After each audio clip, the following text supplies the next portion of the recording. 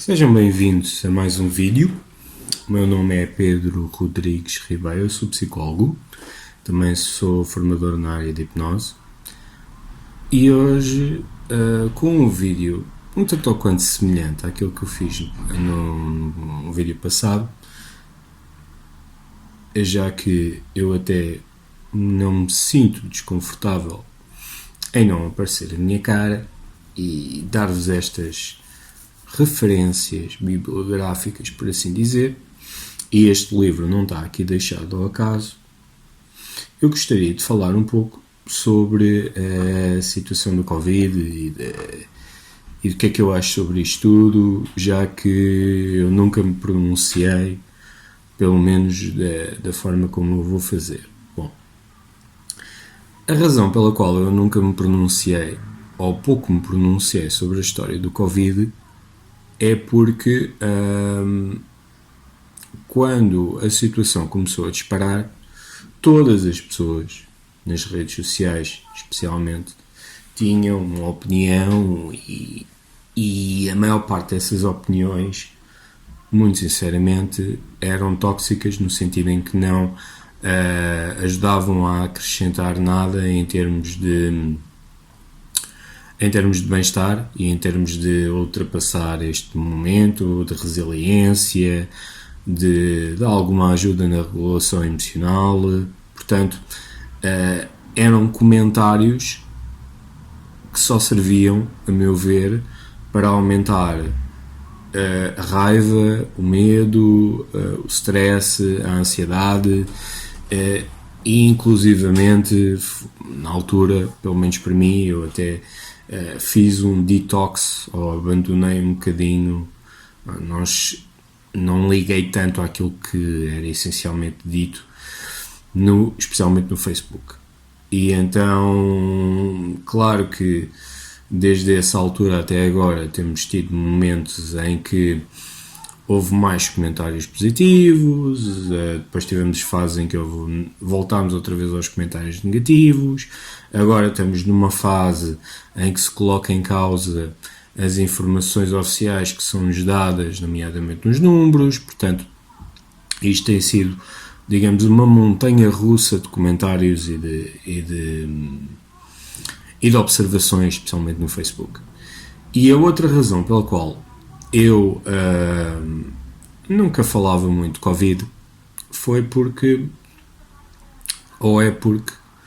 eu entendo que isto é um momento, apesar de nós não sabermos quando é que isto vai imunizar, o passar totalmente vai ser difícil, mas pelo menos voltarmos um pouco àquilo que ou algumas coisas que antes poderíamos fazer. Portanto, isto é um momento que vai passar e que eu acredito que nós, enquanto seres humanos e enquanto sociedade, somos mais do que Covid-19. Apesar deste ser um tema central e que tem grandes interferências na nossa vida, não só neste momento, como também para o futuro, e eu gostaria depois de falar um pouco sobre isso, eu acredito que nós somos mais do que Covid. E, essencialmente, todas as estratégias que nós podemos dar à pessoa para ultrapassar ou para gerir melhor a situação de Covid, elas são úteis em qualquer situação, em qualquer momento da vida. Portanto, no fundo, quando nós damos estratégias, não estamos a falar em estratégias específicas, a não ser que estejamos a lidar com casos de intervenção na crise.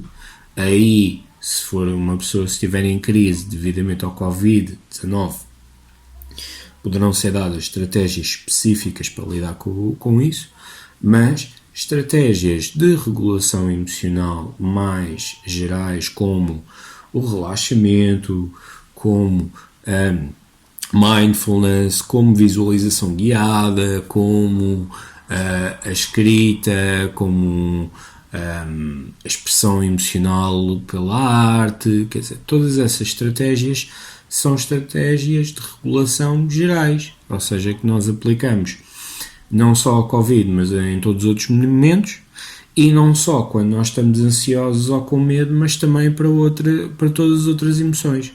Portanto, por isso eu acho que aquilo que nós podemos fazer é, sim, lidar com algumas situações de crise que existem no Covid, especialmente em profissionais de saúde que estão na primeira linha e pessoas que estão diretamente infectadas ou têm familiares infectados. Aí sim podemos lidar especificamente com a situação de Covid. Tudo o resto das estratégias podem ser utilizadas para além do Covid. E vai chegar a um ponto em que a nossa vida, em alguns aspectos, irá retomar e temos para além de Covid. Portanto, falarmos sobretudo daquilo que é um importante e depois continuarmos a fazer as nossas rotinas ou adaptar as nossas rotinas e lidar com aquilo que nós gostamos, é uma forma saudável de viver e não só estarmos a bater na mesma tecla de Covid, porque hoje em dia é muito fácil falar de Covid. Mesmo que uma pessoa não saiba nada, mas é muito fácil porque é um elemento central pelo qual nós estamos a passar neste momento. E portanto, por isso é que eu me tenho pronunciado muito pouco sobre Covid. Para além de que eu também não sou médico e também não sou especialista em vírus e em genética, e portanto eu não faço porra de ideia o que é o Covid-19. Isso eu deixo para os especialistas. Sei sim as consequências em termos mentais que isso pode trazer, aí já é um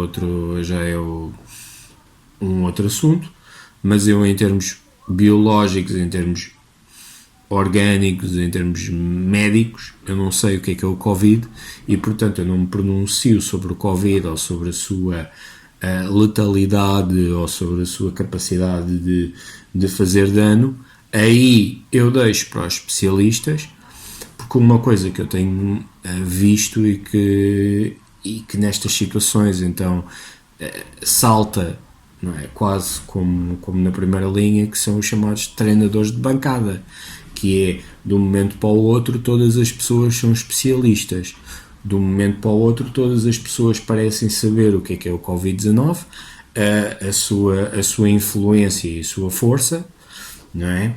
E, sobretudo, todas as pessoas entendem que conseguem fazer melhor do que os nossos líderes, as pessoas que são responsáveis pela gestão do nosso país e da nossa sociedade, e para além de poderem de saberem o que é que melhor do que eles, tudo aquilo que os outros fazem estão errados. Tudo aquilo que os outros fazem é bosta. E portanto esses são os típicos treinadores de bancada que, em vez de reconhecerem algumas coisas boas que têm sido feitas e sobretudo reconhecerem o esforço que os profissionais de saúde que estão em primeira linha, que evitam que mais pessoas fiquem doentes, todo o trabalho que eles fazem, com o sacrifício da sua própria vida a todos os níveis, familiar, social, pessoal, profissional, porque hoje em dia nós já sabemos que dos números de infectados já existe um número bastante grande de profissionais de saúde dentro desse grupo e, portanto, ninguém, ou quase ninguém, desses treinadores de bancada reconhece o esforço que essas pessoas andam a fazer. Portanto, a única coisa que dizem é mal. Isso é uma toxicidade que não vem ajudar ao problema.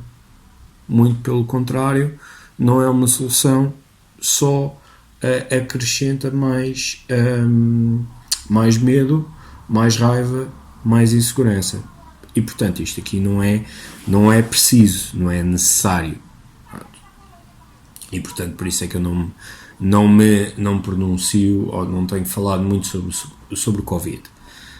Agora, o que eu acho é que é útil nós pensarmos momento a momento, até porque quando nós lidamos com uma situação destas, nenhum dado ou, ou muito poucas previsões poderão ser 100% exatas, há sempre um espaço probabilístico das previsões não serem corretas, tanto para baixo como para cima, não é? Portanto, é bom nós pensarmos a momento. O pensar a momento também possibilita que a pessoa possa equacionar hipóteses para o futuro. E é um pouco sobre isso que eu também gostaria de falar agora, nestes últimos minutos.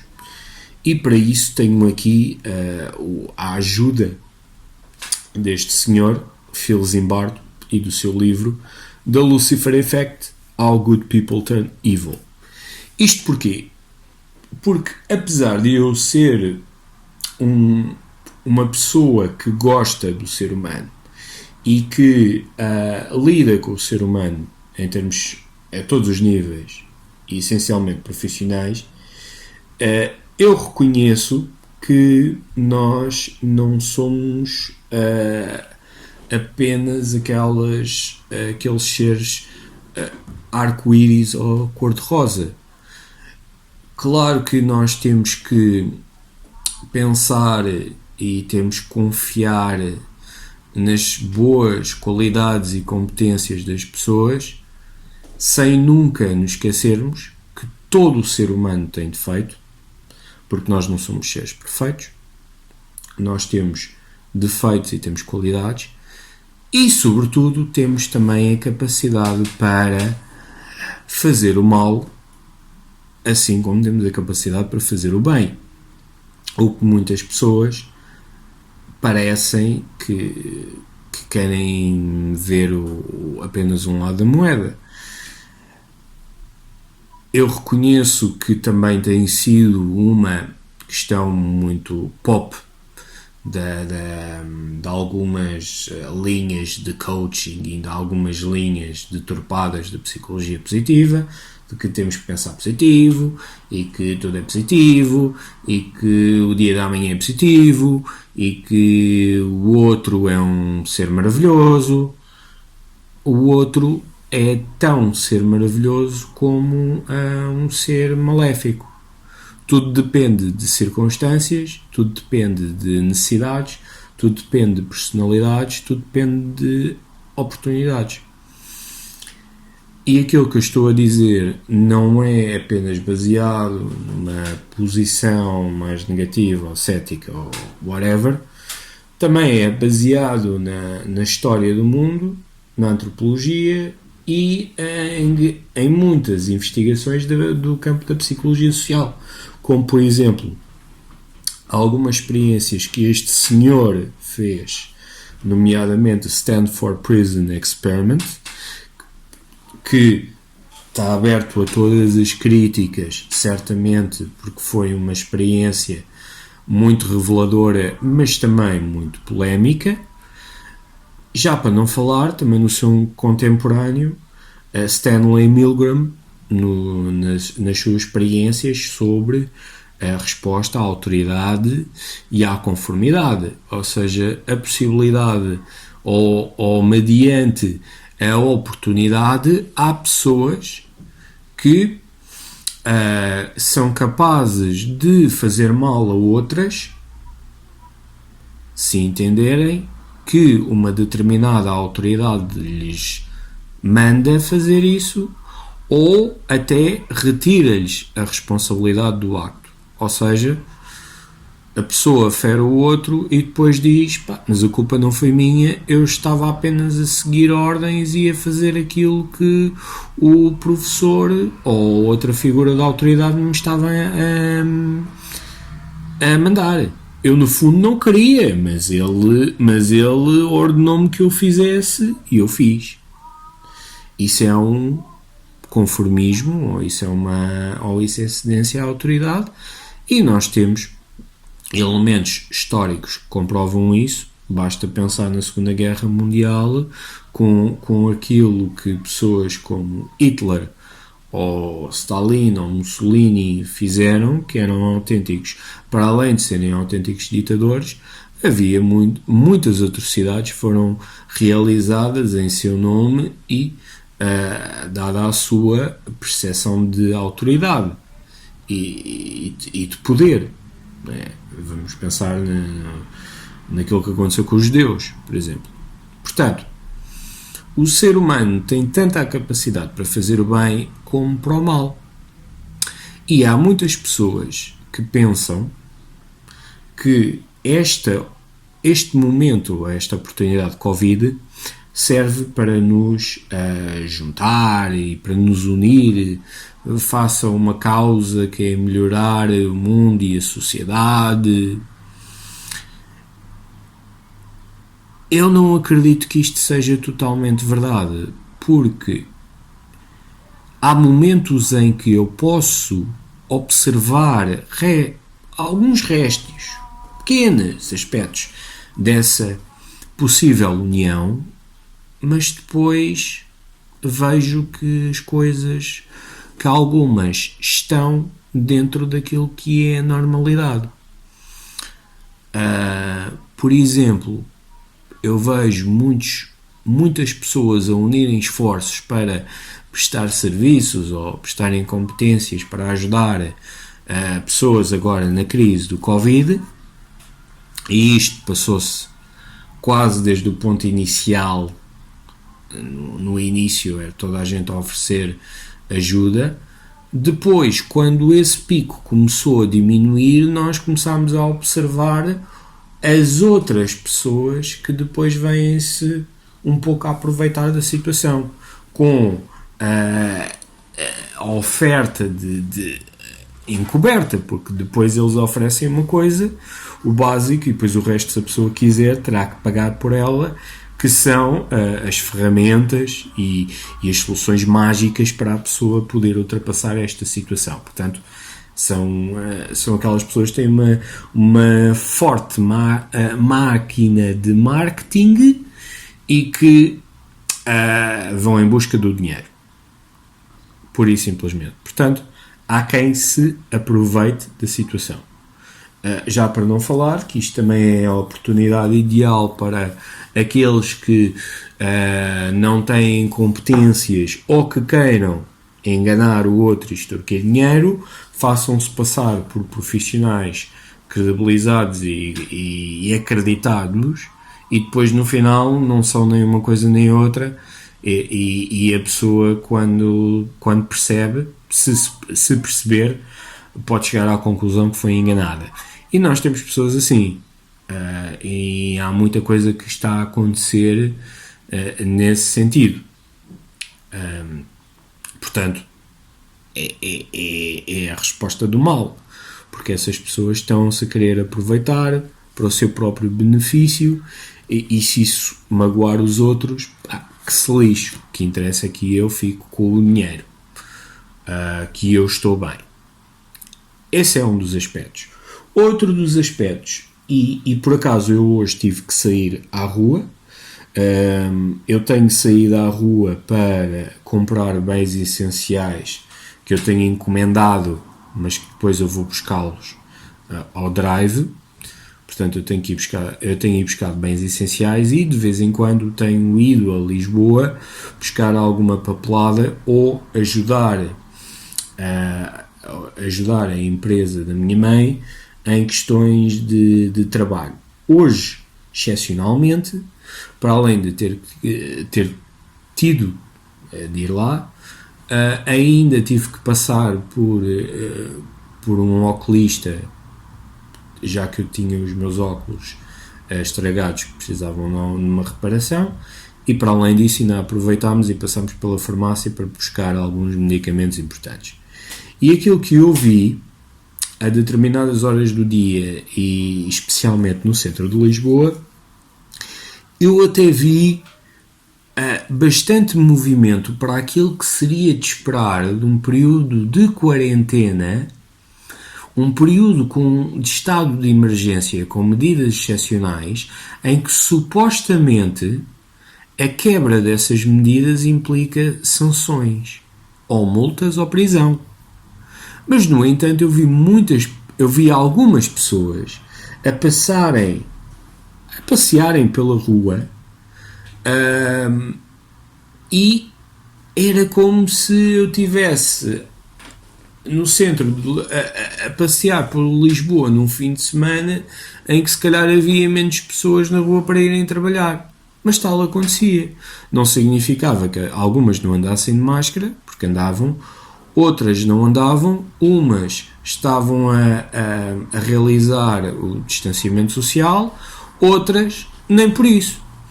Ou seja, nós estamos num período de quarentena ainda e de medidas de emergência que foram renovadas há uns dias. Portanto, estamos ainda nesse estado, e aquilo que se observa é um grupo de pessoas, não vou dizer que seja a maioria, mas é um grupo de pessoas substancial, que decide ir para a rua, especialmente se tiver bom tempo. E eu sei que todos nós temos uma necessidade de sair, nem que seja para dar uma volta de carro, nem que seja para ir ali à rua só apanhar um pouco de ar. Eu sei que existe essa necessidade, eu sei que é difícil para todas as pessoas manterem-se muito tempo em casa. Estas medidas, no entanto, foram colocadas para ajudar a prevenir surtos ainda maiores. Senão, vamos pensar aquilo que aconteceu em outros países, como por exemplo a Espanha, como por exemplo a Itália. Itália, que foi um dos países mais atacados, e continua a ser um dos países mais atacados, em plenas medidas de quarentena, com polícia na rua, mais do que se calhar até acontece aqui neste país, e com um número assustador de mortos. Havia imensas pessoas que estavam a ir para a rua, basicamente a marimbar-se para as medidas de quarentena. Chegou a um ponto em que até os militares tiveram que ser chamados a irem para a rua, não só para prestar assistência em termos médicos, mas também, certo, para ajudar a polícia nesses casos. Havia imensos políticos, presidentes das câmaras e de juntas, ou algo equivalente, em determinadas regiões na Itália, que estavam completamente desesperados. Porquê? Porque já não tinham mão naquilo, porque as pessoas continuavam a quebrar o cerco. E isso, nestas situações, neste momento em que nós vivemos, pode ser considerado fazer o mal. Porque a pessoa está-se a prejudicar a ela própria e mais, está a prejudicar o outro. Todos nós temos um instinto de autopreservação, apesar da maioria de nós achar que isto a mim nunca me vai acontecer, ou não, aconteceu ao outro porque ele não se protegeu, porque ele foi estúpido, porque etc, mas a mim não me acontece. Pois não acontece até acontecer.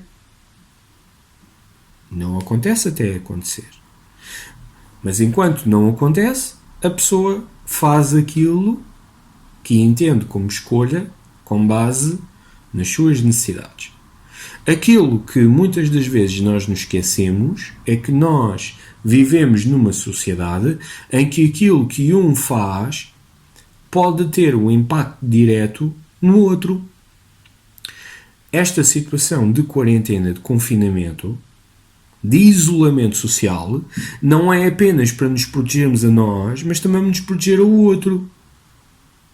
Porque uma pessoa que está na rua e que depois venha para casa e que porventura tenha contacto social com outra pessoa pode correr o risco de infectá-la, para além de se infectar a si próprio, mas vai infectar o outro. E isso é fazer o mal, porque hoje em dia nós sabemos que isso é uma possibilidade, mas as pessoas agem apenas com aquilo que elas entendem. E depois, claro, se elas virem que Num ponto de vista da autoridade, não existe bons exemplos ou exemplos que elas podem discutir como sendo maus. As pessoas vão dizer, então, mas se estas pessoas que fazem as leis não estão a cumprir isto, por que raio é que eu tenho que cumprir? E fazem aquilo que entendem como escolha. Depois, lidar com as consequências é que é um bocadinho mais complicado. E finalmente, o futuro. Ou a possibilidade do futuro.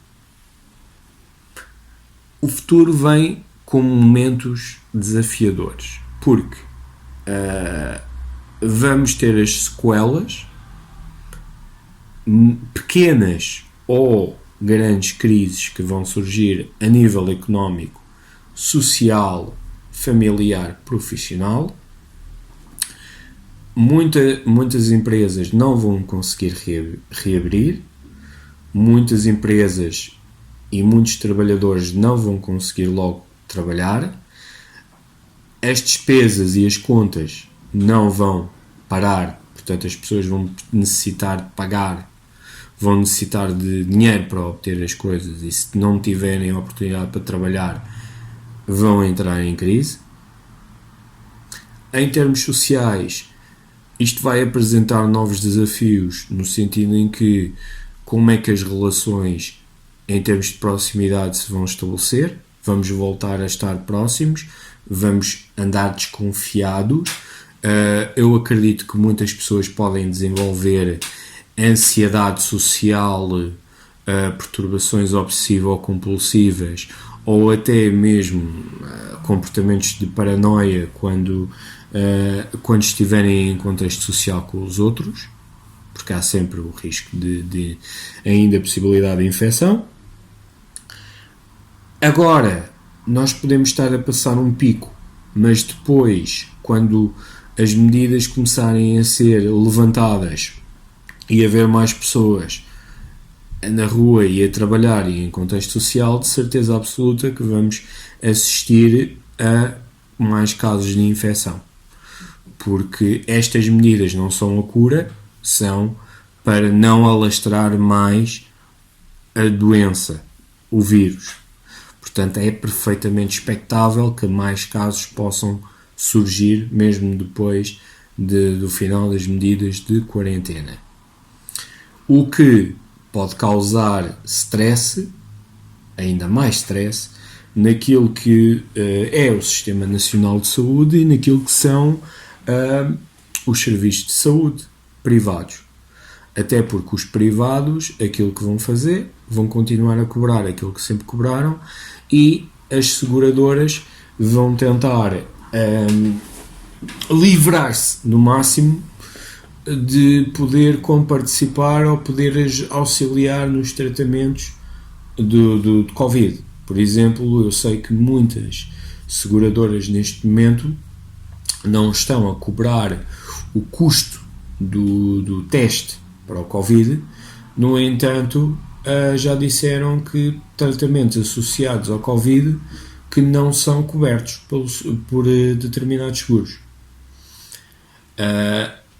E, portanto, se a pessoa não tiver recursos económicos, financeiros para poder pagar o seu tratamento, vai estar em maus lençóis.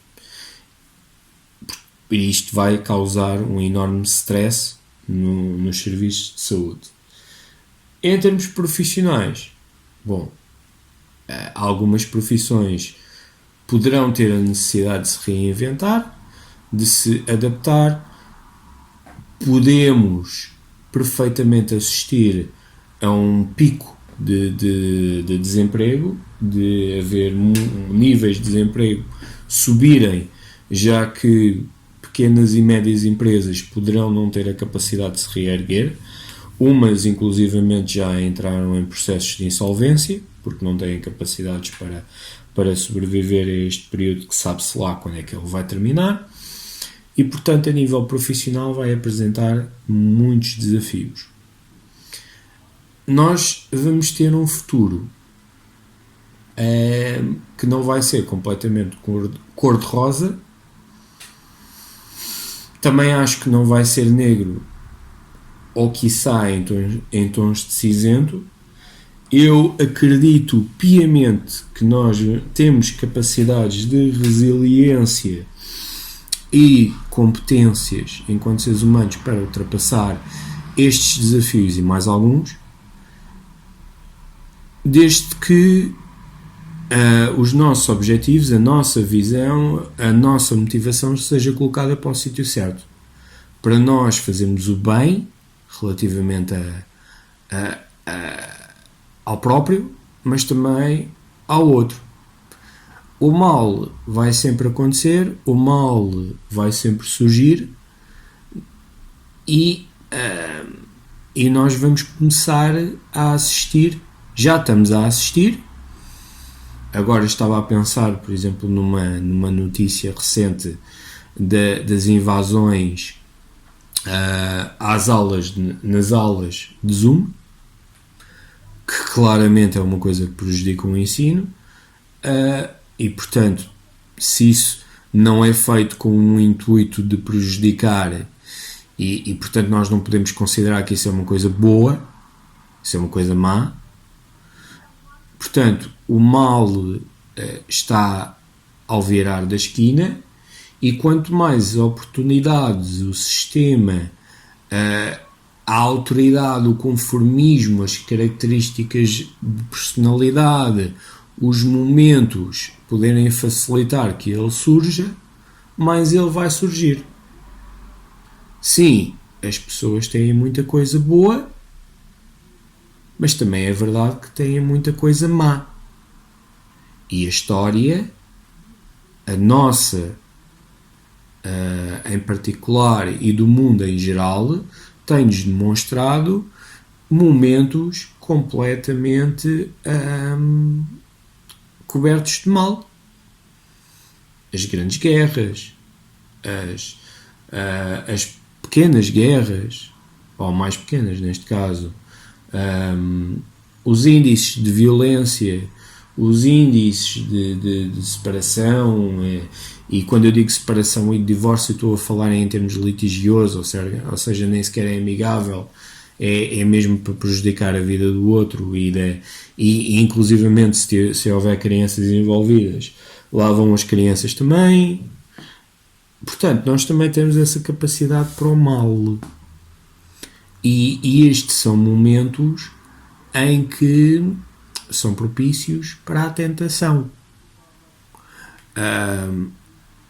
Para terminar, eu deixo aqui uma reflexão que não só vem neste livro, mas é a realidade, ou melhor, é aquilo que nós conhecemos em termos de histórica bíblica de cristã, que é a queda de Lúcifer. Lá está Lúcifer aqui colocado no título.